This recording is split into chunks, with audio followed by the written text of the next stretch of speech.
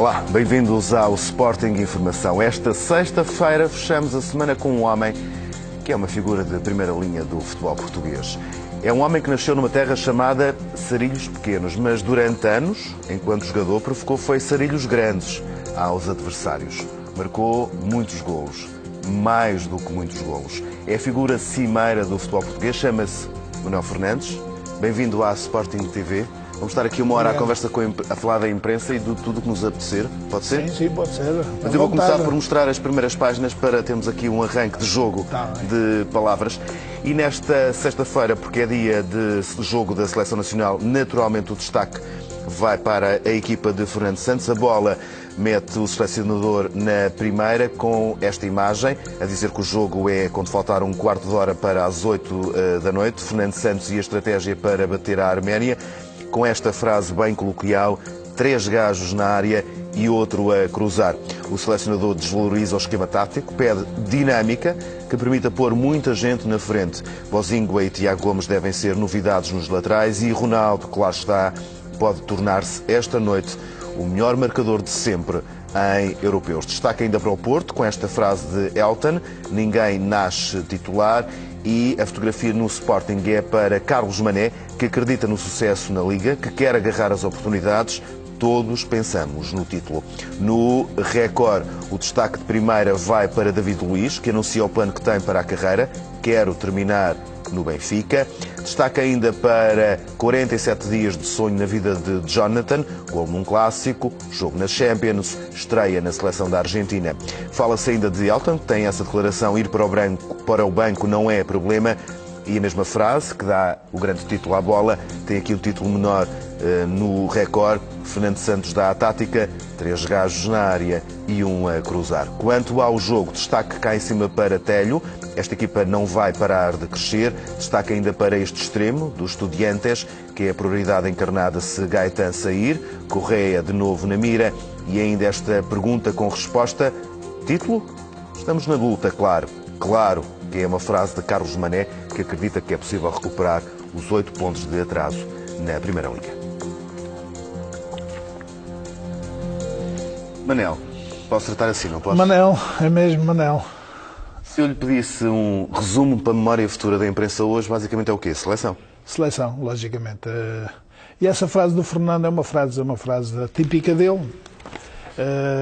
Eu por acaso sou treinador, eu percebo o que é que ele quer dizer com isso, não é? Ele quer dizer que vai jogar com um ponta de lança, com 3 jogadores ofensivos por trás dele, que irá ser o Nani, o Dani e o Ronaldo. E quando o Nani for cruzar, quer o Ronaldo e quer o Dani dentro da área no apoio ao ponta de lança, que ou será o Postigo ou o Éder, não sei qual será, mas eu penso que é isso que ele quer. E se calhar ainda, com o apoio ainda dos laterais, precisamente. E quando ele diz que não está muito preocupado com a tática, está preocupado com a dinâmica? Sim, é a dinâmica. Para um jogo desta natureza, ele sabe que... Fernando Santos sabe que Portugal é muito superior à Arménia. Se analisarmos a equipa da Arménia tem 4 jogadores que jogam em equipas, não direi equipas top. O Borussia Dortmund é top, mas há um jogador que joga no Borussia Dortmund, há outros que jogam no Dinamo Moscou, outro que joga no Zenit, mas o resto joga tudo em clubes de menor dimensão. E naturalmente que, se olhamos para a seleção portuguesa, joga tudo em clubes top praticamente. Sim. E naturalmente que o Fernando tem que dizer isso e dizer que a dinâmica, o que é a dinâmica? A dinâmica é a velocidade do jogo, é a transição ofensiva que tem que ser feita de surpresa perante um adversário mais modesto. E o querer ganhar... Nem que seja assim, temos de ganhar, que nem que seja com um pau. Nem que seja o querer ganhar a todo o custo. Eu penso que este discurso do Fernando é naturalmente para os jogadores não entrarem adormecidos, a pensar que somos superiores à Arménia, vamos ganhar com maior ou menor dificuldade. Este discurso é para, de facto, os jogadores entrarem logo com essa vontade de resolver o jogo o mais rapidamente possível. Brincando com as palavras, frente à Arménia temos que ser uma armada. Temos que ser sempre uma armada. Agora, temos em todos os jogos, eu penso que... Agora, o espírito dos jogadores varia muito de adversário para adversário. Todos os jogos são de responsabilidade, mas quem andou lá dentro sabe que há jogos em que nós entramos com uma pica diferente de outros.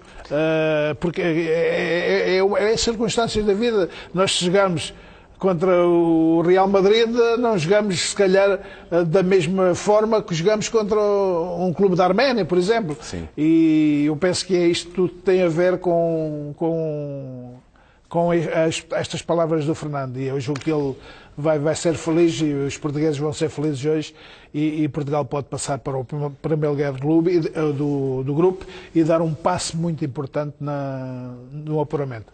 Ele é selecionador não assim há tanto tempo quanto isso.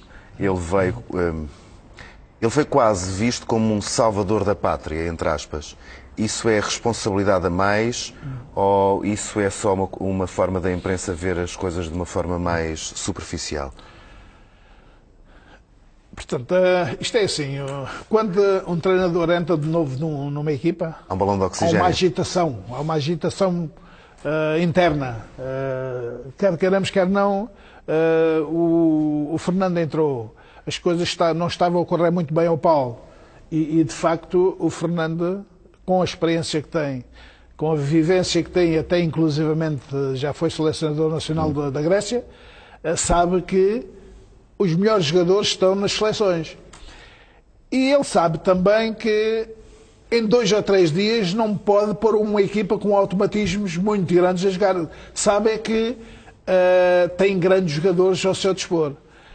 Escolhendo a tática equilibrada para esses mesmos jogadores, basta só falar, dizer-lhes de forma assim, em grupo, transmitir uma confiança enorme ao grupo, transmitir individualmente a alguns jogadores a importância. É evidente que não transmite, se calhar, em conjunto, mas individualmente transmite a alguns jogadores a importância que eles têm dentro da própria seleção. Porque um selecionador é também um gestor de egos, não é? Tem que ser.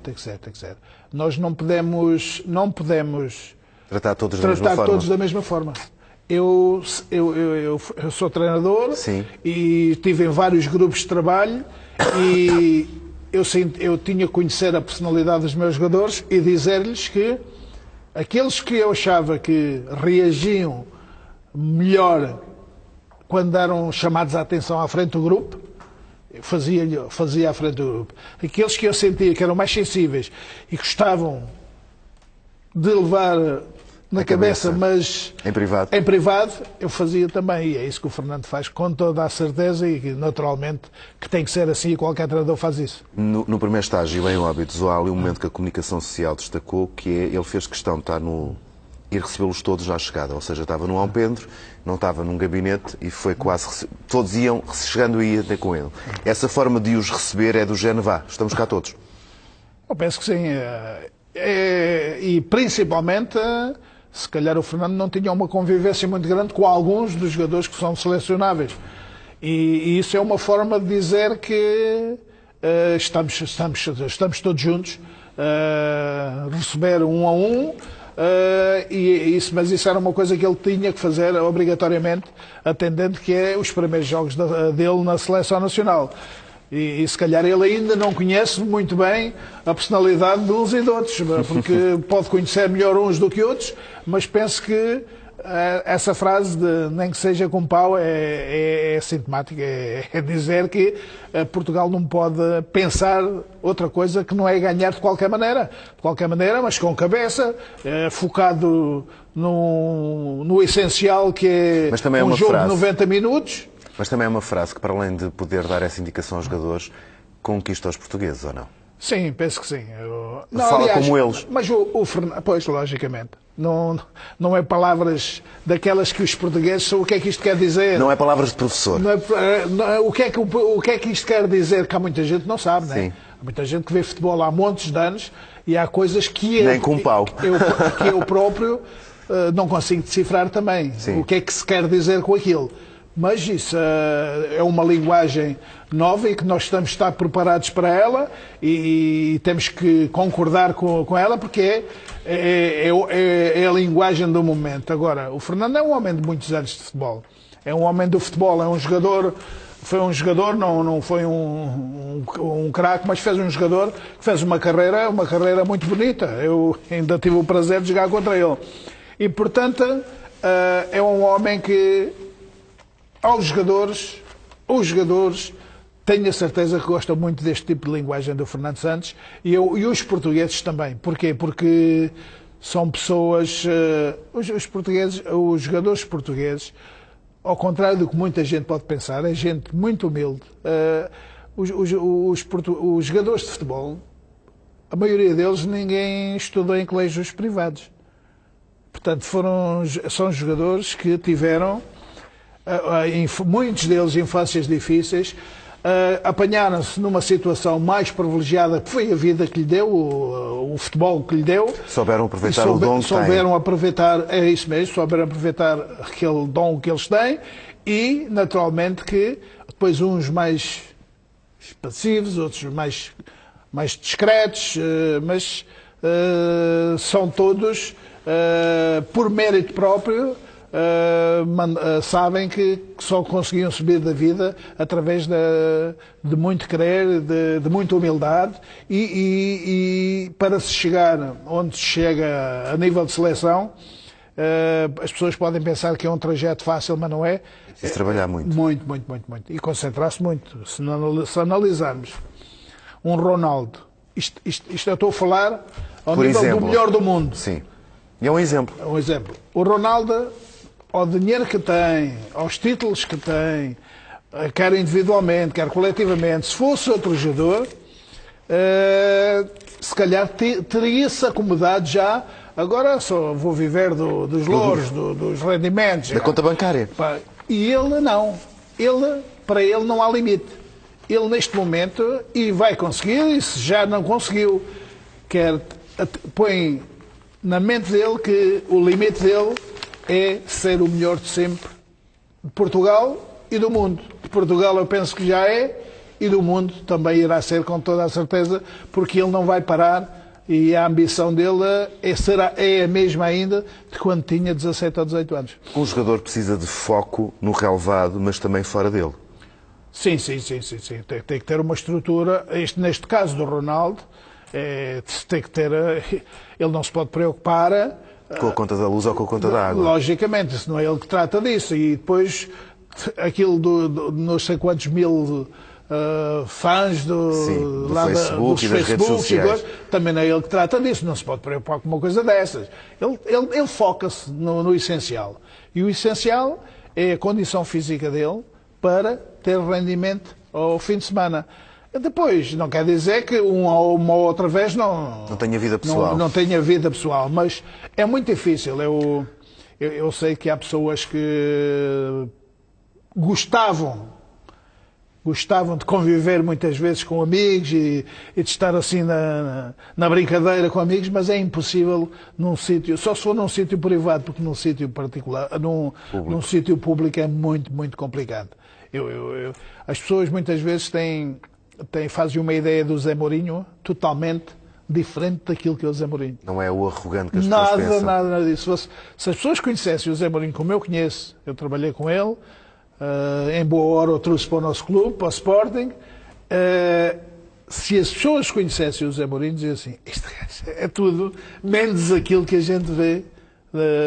Mas o Zé Mourinho tem uma noção clara de que às vezes é preciso cultivar uma imagem. Uma imagem, logicamente. Até para proteção para própria. A vida profissional. Até para proteção. Claro. Mas eu estou a falar na vida privada. Sim. Ele tem amigos que gosta muitas vezes de estar em sítios privados na brincadeira, na palhaçada com eles.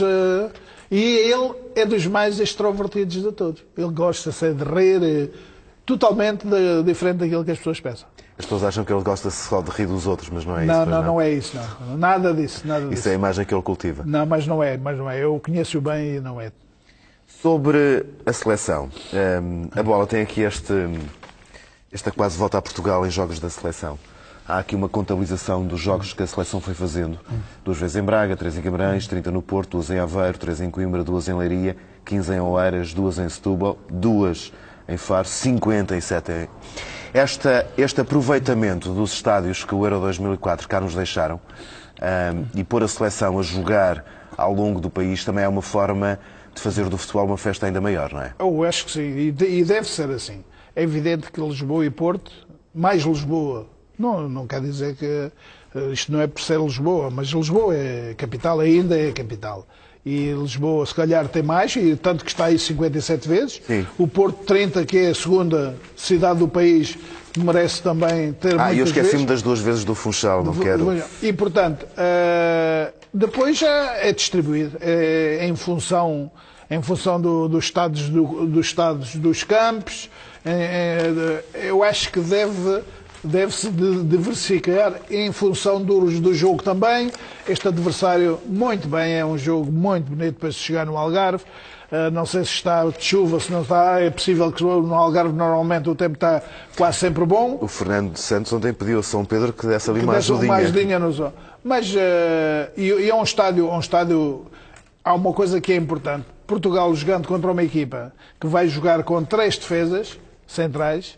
Para já o Fernando faz muito bem não jogar como jogou no último jogo com dois avançados móveis. Porquê? Porque isto vai ao encontro do encaixe defensivo do adversário. E depois tem ali 3 jogadores por trás que vão criar muitos problemas e os 3 defesas vão ter muita dificuldade. Ou ficam com 5 defesas, os laterais não sobem mesmo, ficam com 5 lá atrás e não saem de ninguém, ou então vão ter muitos problemas. Depois o campo é bastante largo, eu conheço bem o estado do Algarve, é bastante largo, o que permite mais zonas de espaço e zonas de penetração, tanto ao Dani como ao Ronaldo. E, portanto, foi bem escolhido este campo e penso que noutras ocasiões já foi de Leiria a última vez. Portanto, eu acho bem. Só aqueles jogos que são importantes, com equipas boas, é que têm que ser no Porto ou em Lisboa, nos grandes estádios. Eu penso que sim, nos 3 estádios, que é do Sporting, do Benfica ou do Porto. É pena o Estádio Nacional não ter condições, porque o Estádio Nacional, ao contrário do que as pessoas possam pensar... Não é o Estádio Nacional na prática, não é? Eu acho que o Estádio Nacional é das coisas mais bonitas e que dá mais prazer a um jogador de jogar um jogo de futebol. Isto a falar sério, eu joguei lá umas 4 finais da taça, joguei uma vez que o Sporting tinha o campo castigado, joguei lá contra o Sporting quando ainda era jogador da CUF, joguei contra o Benfica também quando era jogador da CUF, e aquilo nas finais da taça, então aquilo é uma festa que só quem passa por elas sabe o brilho que nos vai nos olhos para jogar um jogo daquela natureza num estádio tão bonito. Para mim é um estádio lindo, mas que para jogar ao mais alto nível, a nível de seleções, não tem as condições de segurança essenciais.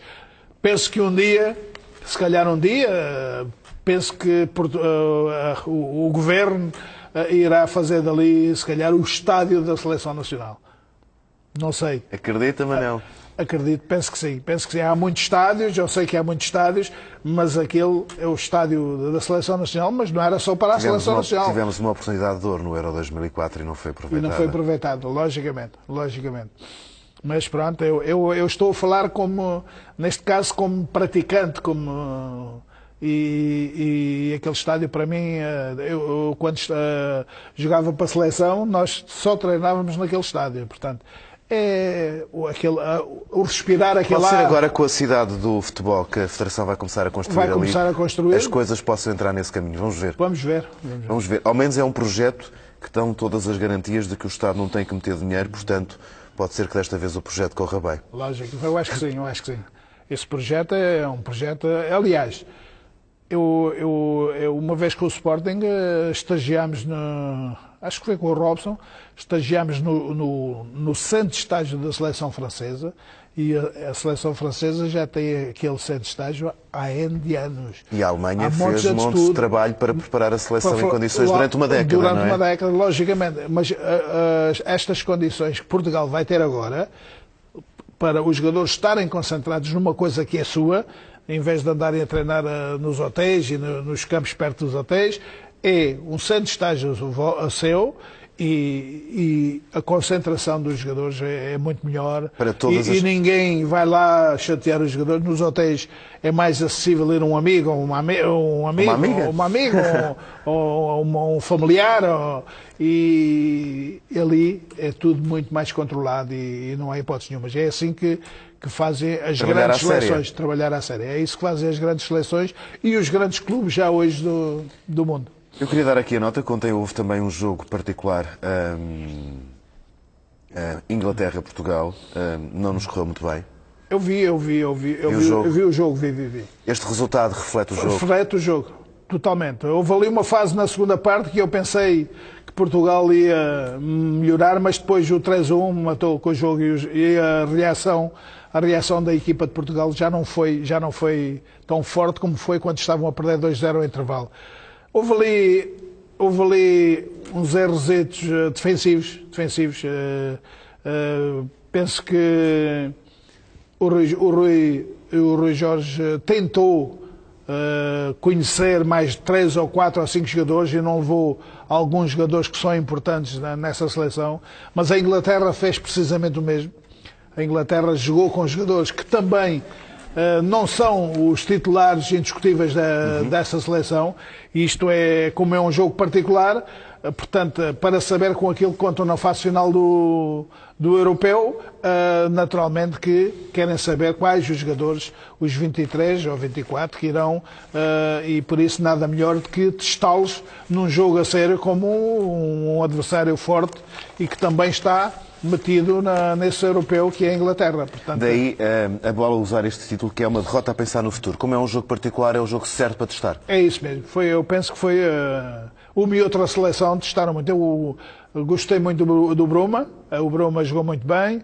O Tobias e o Frederico Venâncio tiveram ali umas oscilaçõezinhas, mas também tem a ver que aquele extremo esquerdo que deu inglês que deu o terceiro golo é um jogador muito rápido, com uma qualidade muito grande, mas pronto, penso que é como eu digo, é um jogo particular, é um jogo para testar a personalidade e a classe de alguns jogadores, e foi isso que o Rui fez, e o resultado nesse aspecto conta sempre, mas é o menos importante. Para ganhar depois? Às vezes é preciso perder para ganhar depois, e o Rui ficou com uma ideia, de facto, de qual o melhor 11. Ele está sempre dependente. O Rui, se pudesse, numa fase daquelas que é importante, e eu penso que ele vai conseguir, ele tem jogadores como o William Carvalho, João Mário, jogadores que são a fina flor, que estão na seleção A. Mas nessa altura não deve haver seleção A, poderão jogar na seleção de esperanças e que não lhes caiam os parentes da lama. É um orgulho a seleção. Portanto, eles têm que estar preparados, porque a seleção vai precisar para ganhar. Porque nós nunca ganhamos. Acho que ganhamos Juniors aqui há muitos anos, ou fomos finalistas, mas nunca ganhamos uma prova desta natureza. E com os jogadores que temos todos disponíveis, sub-21, portanto, Portugal faz uma seleção fortíssima. E eu penso que é isso que o Rui está a pensar no futuro. Agora vou fazer a provocação. Um jogador A é aquele que entende que tem que jogar às vezes na B, não é? Eu acho que sim. Quando um jogador tem ambição, tem vontade de triunfar na vida, o jogar na B é o demonstrar que é bom na B e é bom na A. Tem cabeça.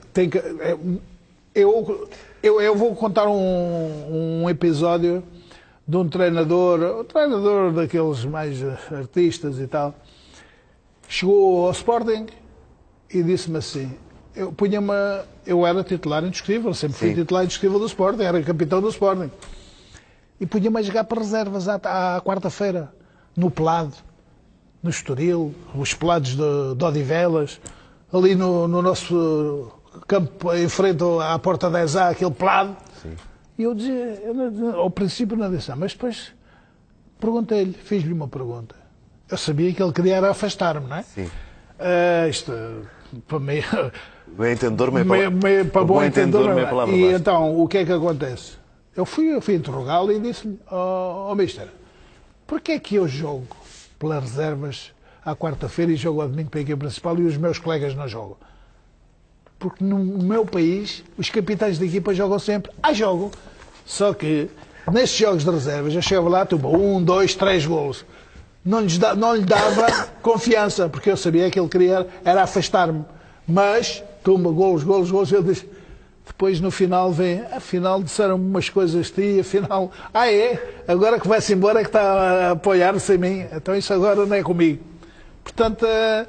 Às vezes é preciso provar a um treinador jogando. Jogando. É jogando. E não ser derrotista à partida. Portanto, há jogadores que, quando saem da equipa principal para a equipa B, eu estava na equipa B do Sporting como diretor e havia jogadores que iam jogar para a equipa B. Os Violas, os Diagos Rúbios, o André Martins, e chegavam lá.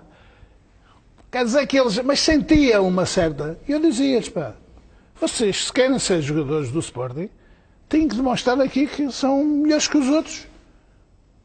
Seja na equipa B, seja na equipa A. Portanto, se não estar, o treinador amanhã vai falar com o treinador da equipa B e perguntar... E o treinador da equipa B vai ser sincero e vai dizer... O que é que vocês fizeram ou que não fizeram dentro da equipa B? A vida ensina-nos a todos que perante um puxão de orelhas ou ficamos a sentir a dor ou seguimos em frente. Logicamente. É isso mesmo. Mas é melhor seguir em frente sempre. Até porque a dor passa mais rápido. Passa mais rápido, é isso mesmo. Manuel, vou agora só mostrar aqui as páginas dos outros jornais publicados, já vamos continuar a conversa. Vamos às primeiras páginas do resto da imprensa considerada mais jornalista publicada em Portugal. Começo porque é sexta-feira com o semanário Sol. António Costa deita fora Seguro e recupera Sócrates. Em causa está a moção apresentada ao Congresso do PS. Há ainda esta mulher acamada que foi a chave do enigma no caso da legionela. A idosa que contraiu a doença em casa foi a chave para localizar a fonte de contaminação. Descartaram-se logo centros comerciais, hotéis e outros espaços. Há ainda a notícia com a fotografia de Ricardo Salgado. Salgado admite ter 26 milhões de euros, naturalmente, fora do país. No Correio da Manhã, Euromilionário existe prestação de 500 euros por mês à filha, Cresce protegeu pedófilo caçado e luvas de milhões no topo do Estado. Ou seja, é o escândalo tornado público ontem de corrupção nos vistos Gold. Estão detidas 11 pessoas, foram feitas 60 buscas.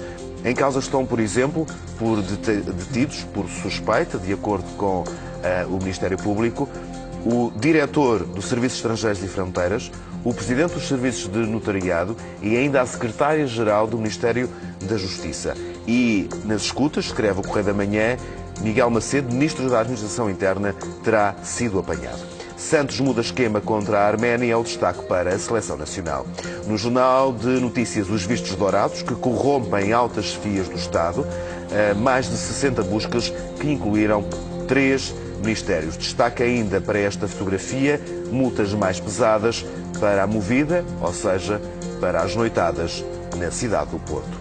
No Público, 200 polícias detêm altos quadros do Estado ligados aos vistos Gold, 11 pessoas diretamente suspeitas neste esquema relacionado com a atribuição dos vistos.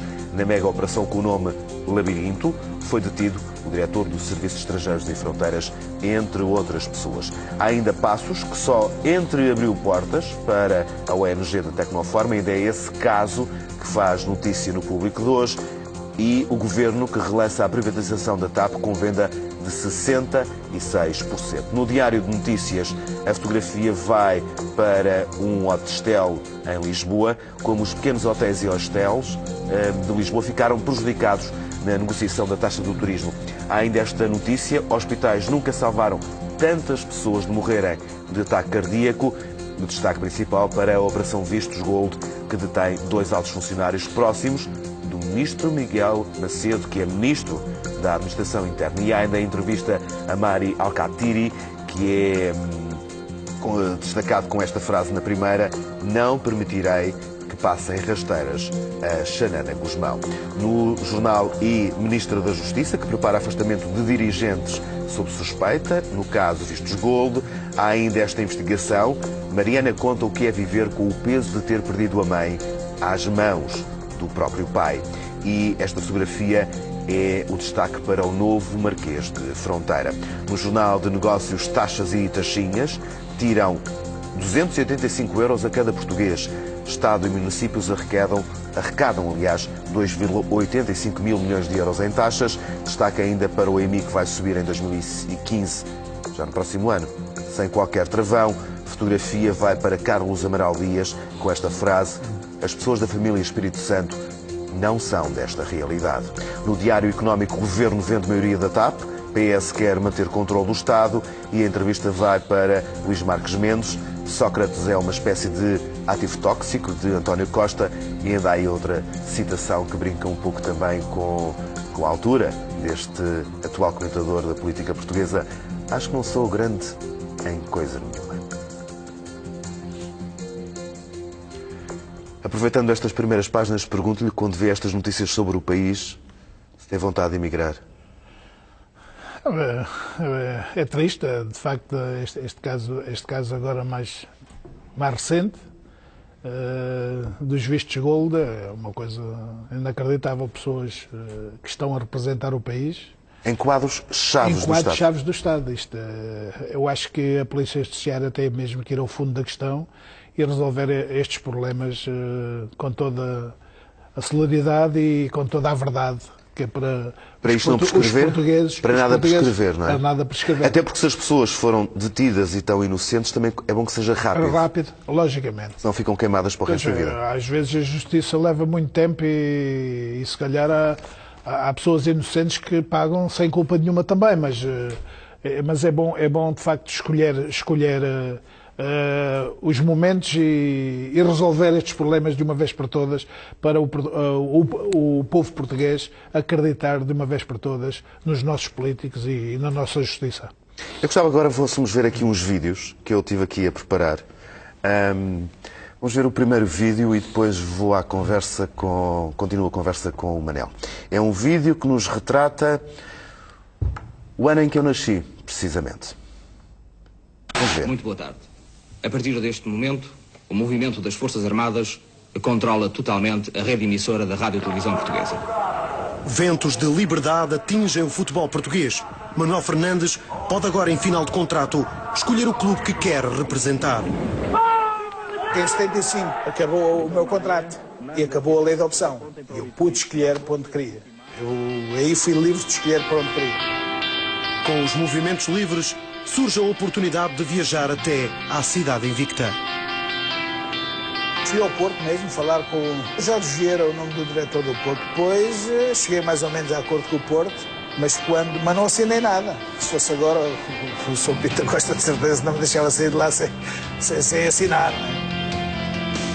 Eu tinha uma viagem marcada para o Brasil, ia jogar para uma seleção da Europa. Na véspera de partir para o Brasil, aparece uma Sporting a falar comigo. Enquanto a Sporting me apareceu, eu disse, nem olhei para trás. O antigo avançado do Sarilhense chega ao Sporting e Azalde, que na época anterior tinha conquistado a bota de ouro ao serviço do clube de Alvalade, sagra-se pela última vez o melhor goleador do Campeonato Nacional e é vendido ao Marselha por 12.500 contos. Manuel Fernandes tem a espinhosa tarefa de fazer esquecer o craque argentino.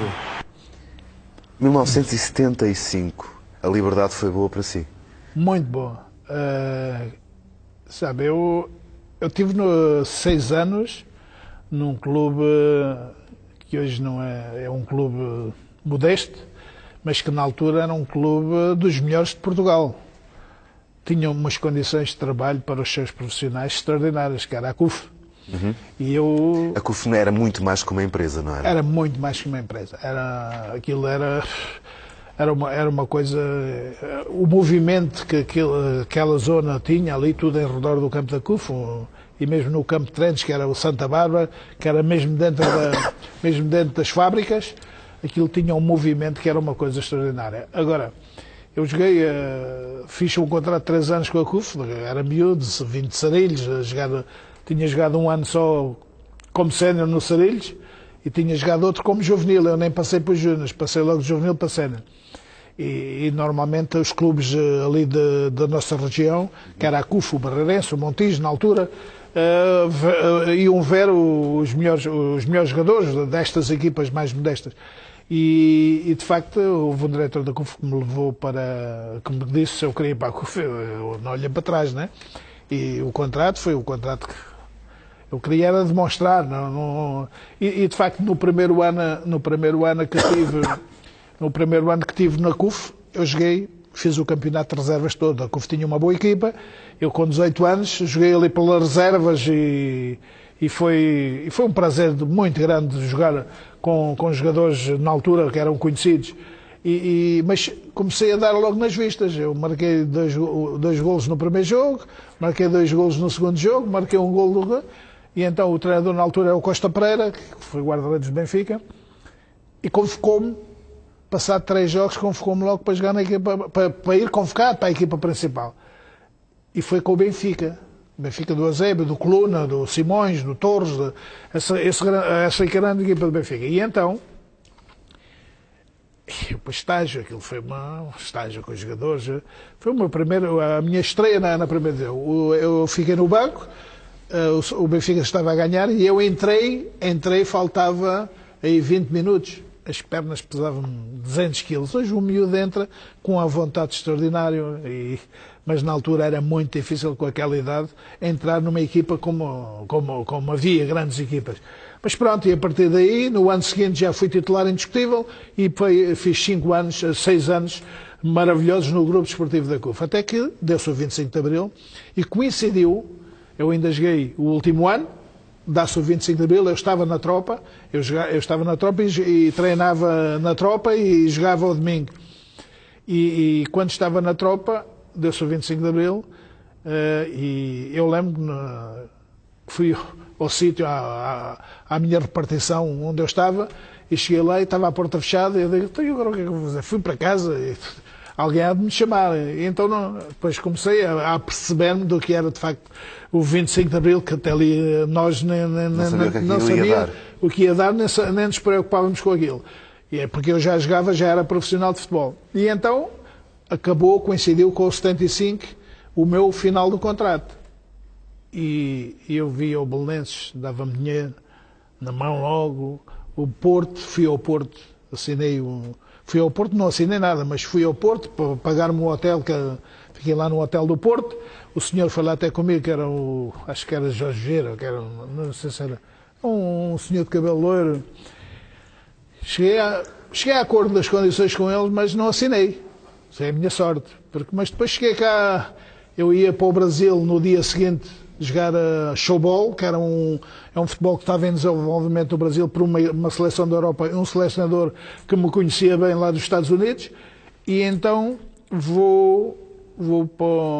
chego cá e digo a um amigo, toda a gente me quebra, menos o Sporting. E é quando esse meu amigo ligou a uma pessoa importante lá da fábrica da CUF, e esse da fábrica da CUF conhecia um diretor do Sporting, e entretanto, no dia seguinte, antes de embarcar para o Brasil, o Dr. Nuno Santos telefonou-me a perguntar que precisava falar comigo. Ele nem vem cá, eu é que ainda tive que ir aos Estados de Alvalade, porque normalmente são os dirigentes que vão à nossa procura, né? Perguntou-me se eu queria, se eu estava a pensar que gostava de representar o Sporting. Eu disse, gostava. Então vem a Alvalade até comigo. E cheguei a acordo de passado um minuto e fui para o Brasil já de uma forma diferente. E digo-lhe mais, se eu não tenho assinado para o Sporting, nessa altura, não tinha voltado do Brasil. Todos os clubes, Flamengo, Fluminense, Vasco da Gama, todos os clubes, porque eu dei muito nas vistas naquele showball. Porque eu marquei muitos golos e ninguém me conhecia, mas depois toda a gente no Brasil ficou assim, espasmado, e eu disse, não, eu já resolvi a minha vida profissional, assinei para o Sporting antes de embarcar. Foi assim. Vamos ver uma foto, Manel. Sim. Vou pedir que mostrem a foto que nós numeramos com o número 1. Que Manuel Fernandes era este? Isto já é o Manuel Fernandes com 30 e tal anos. É muito diferente desse mais novinho? Ou não é nada diferente? Só no aspecto, só na cara? Sim, na cara e... Nos cabelos brancos? Se calhar já tinha alguns. Já tinha ali alguns. Eu fiquei com cabelos brancos muito cedo. Mas eu vejo para a camisola, Lacoque Sportivo, começamos a jogar com a Lacoque Sportivo aí em 1984, mais ou menos. Portanto, isto já é eu com 34, 33... quase com 10 anos de clube. 10 anos de clube, pronto. Este Manuel Fernandes era muito diferente desse que entrou em 75. Muito diferente. Mais saber aquilo que queria, mais tranquilo.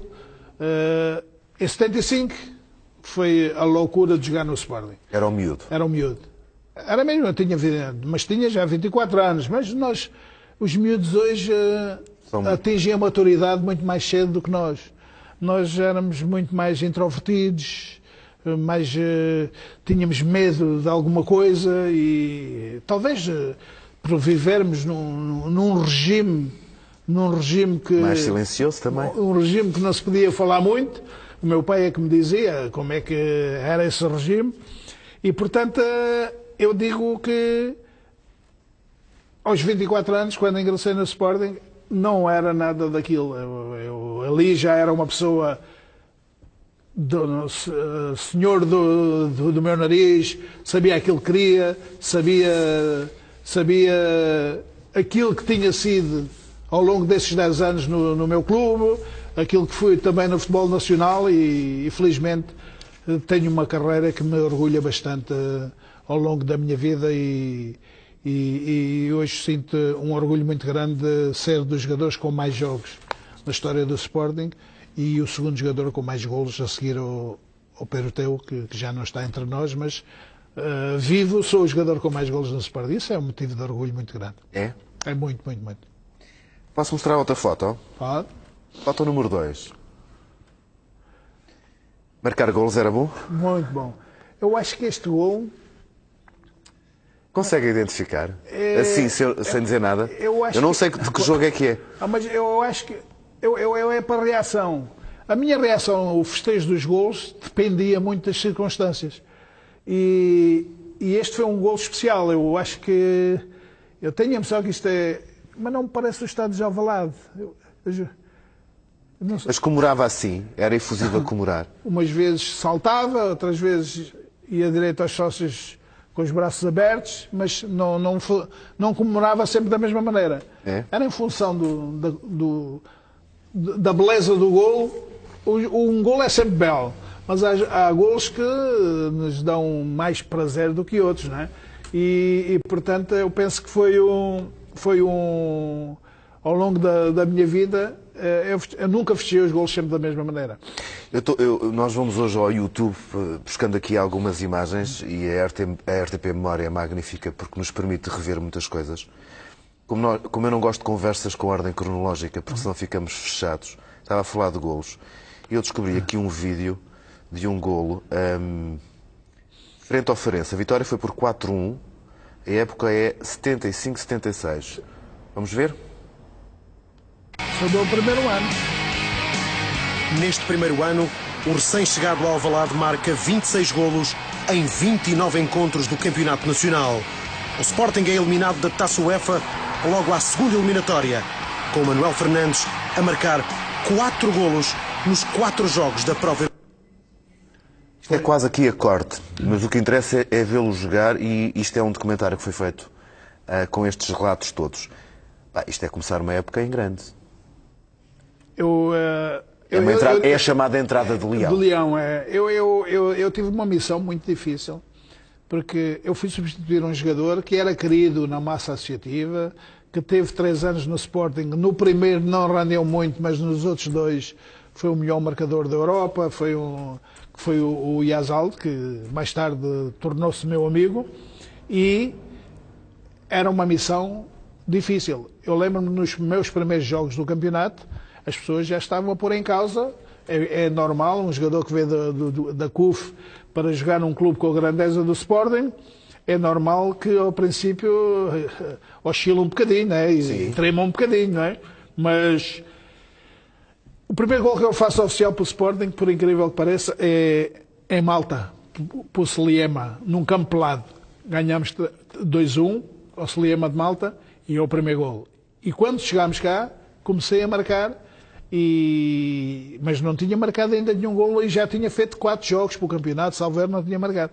E, portanto, comecei a marcar e depois fiz 26 golos numa primeira época, em 29 jogos, é extraordinário. Para um miúdo que nem era ponta de lança. O Sr. Juca é que me colocou a ponta de lança, porque eu na CUF jogava sobre a direita. Eu era um jogador muito habilidoso, driblava muito, cruzava muito bem e jogava sobre a direita na CUF. E o Sr. Juca pôs-me, era o Chico Faria no lado direito, o Marinho no lado direito, o Chico Faria no lado esquerdo e eu como ponta de lança. Eram os avançados. E depois tínhamos um médio por trás que era o Fraguito, que era extraordinário. O Fraguito foi uma pena aquelas lesões que ele teve no joelho. Agora vi poucos jogadores. Com o Fraguito hoje, eu posso dizer que jogava ao nível de um Chelsea, de um Bayern Munique, de um Real Madrid, como jogam muitos portugueses hoje. Manel, o Fraguito estava metido nisso porque era um jogador extraordinário. Manel gostava de ter hoje 30 anos e jogar no futebol que se joga hoje, nas equipas que se joga hoje, com os meios que os jogadores têm ao seu dispor? Ou o futebol... Eu aquilo que penso é que hoje eu sou treinador. Sim. E hoje nós treinadores temos que dizer ao ponto de lança, olha que tu tens de movimentar assim, assim, depois se o teu colega for ali tens de movimentar a colega. E no meu tempo nós éramos os nossos treinadores. Os treinadores punham a equipa taticamente organizadas. E nós lá dentro, os movimentos, éramos nós que os fazíamos. Eu acho que um avançado que se deixe marcar facilmente por um defesa, o bom avançado, o grande avançado, é aquele que o defesa anda à sua procura e nunca o encontra. Portanto, o grande avançado é esse. E esse, eu era assim, o Jordão era assim, o Nené era assim, vários jogadores na altura, no meu tempo, éramos assim. Os defesas já andavam à nossa procura e nunca sabiam, nunca nos encontravam. Porque vocês sabiam que o único apoio que vocês tinham era vocês próprios? Eram nós próprios. Os movimentos e depois a técnica que nós tínhamos. Eu hoje acho uma aberração. Eu às vezes fico mesmo possesso de ver a bola ir para um avançado e o avançado perder a bola com uma facilidade dos diabos. Porquê é que acha que isso às vezes acontece? Porque acontece porque é falta de qualidade.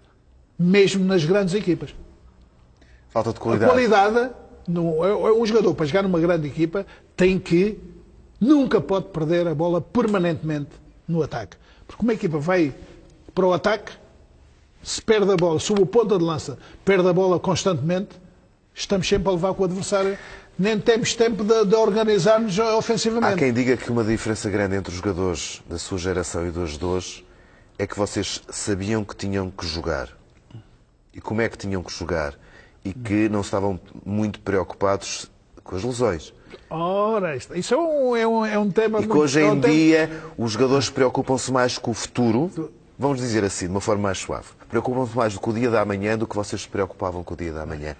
Acha que isso acontece em alguns jogadores? Eu hoje acho que, no meu tempo, o massagista, o médico, a importância toda era dada aos jogadores de futebol. E aos treinadores, naturalmente, né? Era dado. Hoje, isso não é assim. Os médicos querem ser relevantes. Todos querem ter um papel. Todos querem ter um papel. Arranjam situações de que o jogador não pode fazer 2 jogos seguidos porque fica cansadinho. Isto é uma coisa inacreditável. Se eu tivesse um treinador que me dissesse a mim: tu não jogas, não quer dizer que pontualmente isso não possa acontecer. Hoje também existem mais jogos do que existiam no meu tempo. Mas eu também jogava à quarta. A coisa que eu mais adorava era jogar à quarta e ao domingo. Mas no pelado não devia gostar muito de jogar, pois não? Adorava. Porquê? Porquê? Porque jogava bem. Porque eu sabia jogar. Esse é o problema. O pelado, eu gosto mais de um pelado do que de um sintético, por exemplo. Sim, Sabe porquê? Porque o pelado, a bola salta e, a não ser que o pelado seja muito duro. Sim. Mas se for um pelado daquelas coisas, a bola não salta, é como na relva. Se for no sintético, a bola dá saltos que parece... Parece estar a fazer basquete. Basquete, é isso mesmo. E, portanto, eu acho que Este é o problema, porque fazer a gestão de esforço, eu acho que muito bem que equipas que façam 60 jogos, 70 jogos por ano, jogadores, o Cristiano Ronaldo faz 60, o Messi faz 60, 70 jogos, de vez em quando, quando num jogo em que dá-lhe uma... Agora, o Ronaldo se calhar é o próprio a dizer ao treinador, eu não quero que a gestão, eu quero é jogar.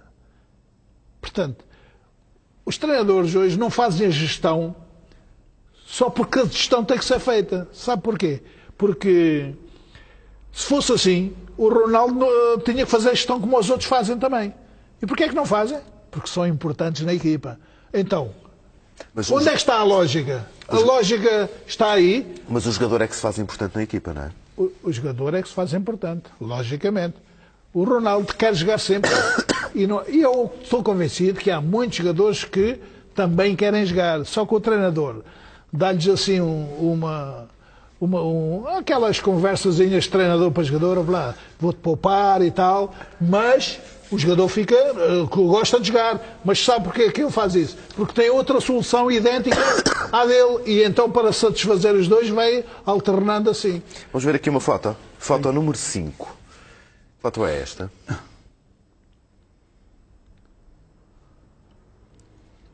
Foto número 5. Vamos ver, na regi eu saltei aqui umas 3 ou 4 e fintei aqui o realizador. Que foto é esta? Lembra-se? É um troféu da bola. Este foi o último jogo com o Guimarães em casa, isto lembro perfeitamente. O último jogo com o Guimarães, nunca gostei de levar o meu filho ou as minhas filhas para coisa, porque ele gostava de estar concentrado e não podia estar preocupado com o meu filho dentro do campo. Mas neste jogo foi um caso especial, foi um caso em que eu recebi a bola de prata. Eu tinha ganho a bola de prata no ano anterior e este jogo foi um jogo em que eu disse ao meu filho, que ele era pequenino, olha Tiago, então esta vez vais com o pai e vais ter uma fotografia com o pai dentro do campo. Foi a única vez. E, portanto, foi aqui, nesse jogo, que foi a receber a bola de prata nas mãos de um grande jornalista que se chamava Vítor Santos. Estes prémios eram importantes? Muito importantes. Eu penso que... Sabe que eu, no Sporting, ganhei esta bola de prata com 35 anos. É obra. Mas eu podia ter ganho mais bolas de prata. Mas eu joguei o primeiro ano, fiz 26 golos. No segundo ano, fiz 22. E não joguei vários jogos, que foi no ano do Hagan, que andámos em primeiro e tive lesões. E depois veio o Jordão. E o Jordão, ao princípio, o Jordão não sabíamos quem era o Jordão. Hoje eu posso garantir que é o melhor amigo que eu tenho no futebol português. É uma pessoa que eu gosto porque habituei-me a conhecer a seriedade dele. Um homem com uma cultura extraordinária e que é um homem amigo do seu amigo. Agora, quem não o conhece pensa que o Jordão é uma pessoa difícil, mas não é difícil. É uma pessoa que gosta das coisas à maneira dele. Entendemos muito bem. Durante 9 anos jogámos juntos os dois, fizemos montes de golos os dois, mas eu, em determinada altura, joguei mais de uma posição diferente e o Jordão começou a distanciar-se na lista dos melhores marcadores. E o meu prazer era tanto que eu dar-lhe um golo a marcar, para mim era tão importante como eu queria que ele ganhasse a bola de prata. Era tão importante como se fosse eu a marcar. E, portanto, foi sim uma convivência que tivemos. Ao princípio, um pouco desconfiados um do outro e tal, mas o que é normal. Ele veio de Espanha e vinha assim um bocadinho tenso, com uma guerra com um ponta de lança, saiu do Zaragoza precisamente por isso. Mas pronto, e depois, passado 2 ou 3 anos, começámos a conviver, a dormir no mesmo quarto, a conhecermos um ao outro. E, de facto, ainda hoje eu tenho uma coisa dele que, por acaso, não tenho, que eu dei ao Museu do Sporting, porque ele não tinha nenhuma camisola. No ano que ele ganhou a bola de prata no Sporting, que foi em 79-80, quando fomos campeões, ele chegou ao pé de mim e disse-me, está aqui esta camisola, tu é que mereces. A camisola dele, antiga. E depois... quando o Sporting fez o museu, ele não tinha nada dele e pediram-me para estar ali uma parte do museu que estou eu, ele e o Oliveira, que foi aquele trio espetacular no ano que fomos campeões, em 81, 82, e eu ofereci a camisola, pedi-lhe autorização, porque eu gostava de ficar com a camisola dele, uma vez que tinha um significado muito importante para mim, da forma como ele me deu. E dei a camisola, entreguei a camisola com a autorização dele ao Museu do Sporting. Eu também entreguei uma minha e entreguei mais uma coisa, umas coisas que está lá no museu, num cantinho, nós os três, e portanto foi. No futebol faz-se amigos, quando se quer, não faz? Faz. Eu vou dizer uma coisa, eu tenho pessoas, jogadores, colegas, que já não os vejo, que estou 7, 10 anos sem os ver. Mas quando se encontram, há um clique qualquer que diz assim, é extraordinário. Nós, no futebol, somos extraordinários. Podemos, um tem a sua vida, outro tem outra, estamos muitas vezes afastados uns dos outros, mas quando nos sentamos, mesmo eu tenho amigos... Voltam a ser os miúdos com 30 anos?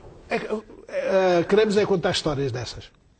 Queremos contar histórias do nosso passado. Eu hoje vou almoçar com o Jordão, com o Mário Jorge, vou daqui, à tarde tenho que estar na SIC, vou almoçar com o Jordão, com o Mário Jorge, com o Litos, vamos estar ali juntos a conversar de coisas do nosso tempo, que é extraordinário. Há coisas que nos marcaram não a adolescência, a nossa juventude.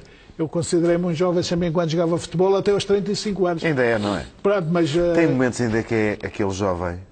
Às vezes apetecia-me ser, mas já não sou. Sabe porque é que eu digo isto? Eu conheci o Manuel na SIC Notícias.